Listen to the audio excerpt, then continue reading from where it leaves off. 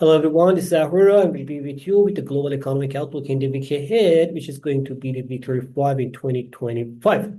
As always, let's first check what we had previous week and then go forward and check the week ahead as well. Previous week, it was a very busy week, especially with the uh, Jackson Hole Symposium started on Friday. We're going to have it on Saturday.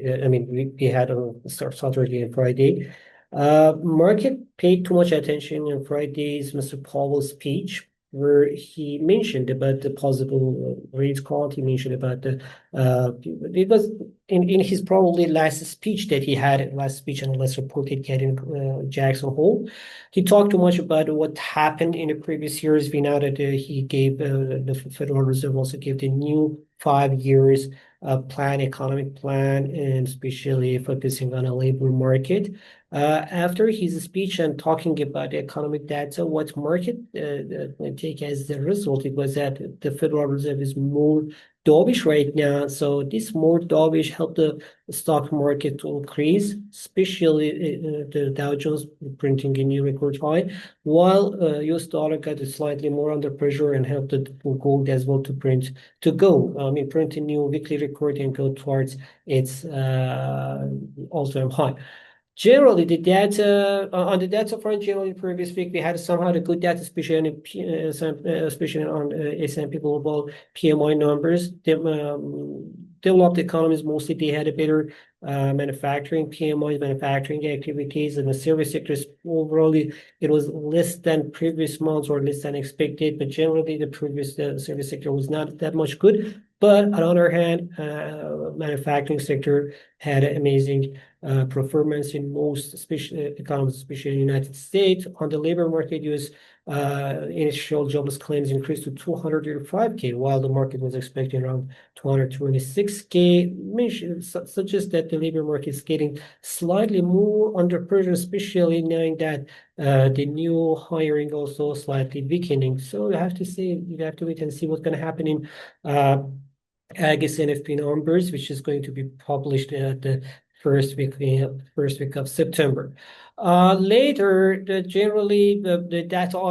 other data that we had from other economies, especially from the China, especially from the Japan and United Kingdom, that confirmed or Canada, that confirmed that the inflation mostly is again increasing. Generally, that's the overall, even in China that we have a negative inflation in previous months, or even in Japan that inflation fell from 3.3% to 3.1%. Still, the data shows that inflation is still could be the concern in the market, and it's still like underlying that underlying inflation is slightly increasing.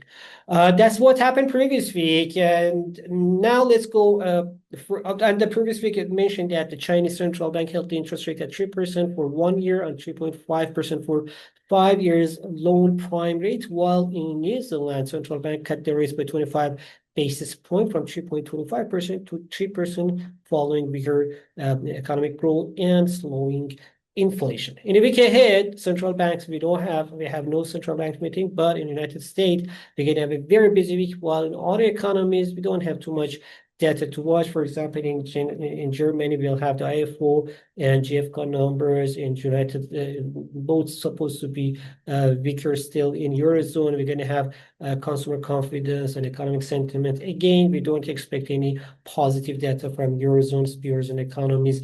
In Eurozone, that's what we have. In Japan, we're going to have the Tokyo inflation number and retail trade or retail sales.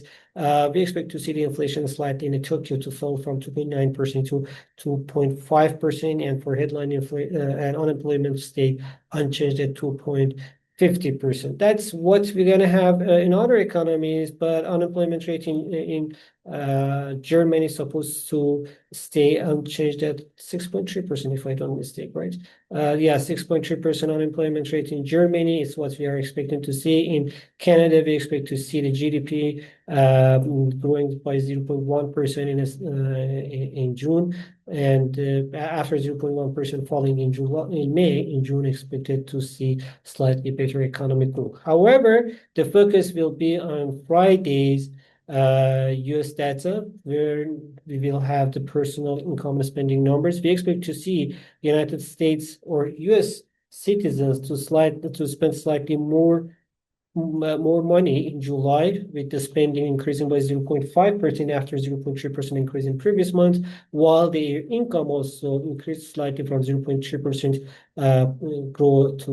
its growth is going to be seen at 0.4%. So and personal income and spend while the personal income and spending increasing, the inflation, core inflation, and personal consumer expectations price index supposed to increase by 0.2% monthly, and core consumer inflation also increased by 0.3%. Oh, no, sorry. Both of them expected, CPI and PC and core PC, both expected to increase by 0.3% monthly. On the annual scale, PC price index supposed to stay unchanged at 2.6%, but the core PC price probably can fall to 2.7% from previous 2.8%. That's what we're expecting to see. The other data that from United States, like we're gonna have the pending home sales, new home sales, consumer spending for the second quarter, and the GDP for the second quarter. We don't expect to see any surprise for the second quarter's data. Initial claims for unemployment benefits should be around 235, 36K, same number that we had previous week after increasing from 225K requests. Generally, the data from the United States can show more mixed confidence, mixed condition, and that's why to understand the dollar index movement and the stock markets movement, we have to we better watch the Fed speakers, because the data is showing the mixed data. But this mixed data actually at the same time could be could be read as it is as a signal of the more cautious policies before Federal Reserve to make another decision. That's why we still counting on the 75% till 80% chance for 25 basis point rate cut. Actually, I think it's on almost 100% expected to see that. We expect to see the 25 basis point rate cut. As a result, this uncertainty and the swings that we have in the market can support the idea of an uncertainty in the tradings as well. That's why the dollar index should be again continue its side movement between 96 and 98. That's what we expect to see, especially between 97 and 98. This is side movement for the dollar index. This is most probably going to happen in the next week as well. But sorry, but at the same time, the bulls going to have slightly more demand. On the stock markets, this slightly more dovish policies on the stock markets can support the bulls, but at the same time, price taking can be another reason to be more cautious, because now we are in a very high levels. There are some analysts that believe that the stocks, especially the tech stocks, they are somehow overpriced. That's why the profit taking, especially in the Dow Jones, especially in the Dow Jones, which after printing new record high, and Nasdaq, and S&P 500, the take profit or booking profit or saving the profits could be one of the technical ideas that can support the correction in a week ahead. But generally, we are still positive. I mean, there is nothing to say that the market can change its direction, but still we are the positive. The market still can think about the forward going, but as mentioned, there is a risk of correction because of mostly because of profit taking. The Friday's personal income spending data or the personal inflation numbers could be the main market driver to see what we can have it.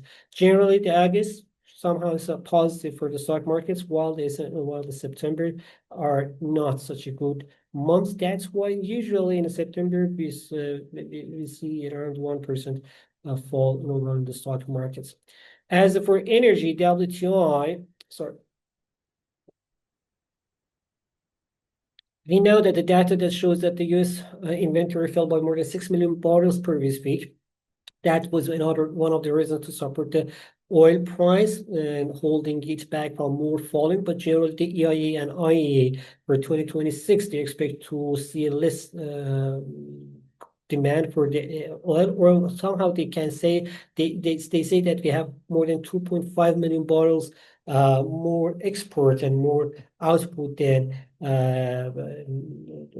the market demand. So that's why I'm not too much positive about the energy market, about the oil market for now. Still the side movement, but if we have any good progress, any good news from the Putin, Trump, and Zelensky talk, that can put the pressure on the energy market, as that if we have any progress and a positive news from there, it means that the Russian oil also can get back to the market and put the pressure on the oil price. Price is not going to be too much positive, but the negative should be more cautious. But still, the positive is less.